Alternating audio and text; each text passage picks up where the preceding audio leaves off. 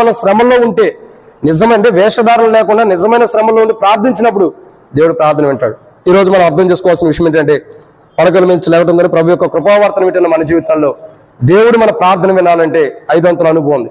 దాంట్లో మొదటిగా ప్రియులారా, దేవుడు మన ప్రార్థన వినాలంటే ఈ ఉదయకాలం పడగల నుంచి లేవటందని ప్రభు యొక్క కృపావార్తను వింటున్న మనం మన ప్రార్థన దేవుడు వినాలంటే మొట్టమొదటిగా మన ప్రార్థన నిస్వార్థమైనదిగా ఉండాలి, స్వార్థం కలిగిందిగా ఉండకూడదు, ఏది ఆశించి ఉండకూడదు, నిస్వార్థమైనదిగా. 2 మన ప్రార్థన ప్రజల క్షేమం కొరకైన ప్రార్థన చేయాలి. 3 మనకు అవసరతలు ఉండదాన్ని బట్టే ప్రార్థన చేసుకోవాలి, అనవసరమైన వాటి కొరకు కాదు.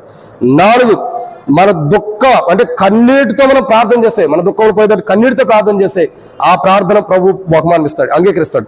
5 దేవుడు అంగీకరించే ప్రార్థన. అంగీకరించాలంటే నిజంగా మన శ్రమంలో ఉండి మొరపెడితే, వేషధారణ కాదు, వేషధారణ లేకుండా ప్రార్థన చేస్తే ఆ ప్రార్థన ఖచ్చితంగా ప్రభు అంగీకరిస్తాడు. ఈ 5 అంతల అనుభవం కలిగిన ప్రార్థన ప్రభు అంగీకరిస్తాడు.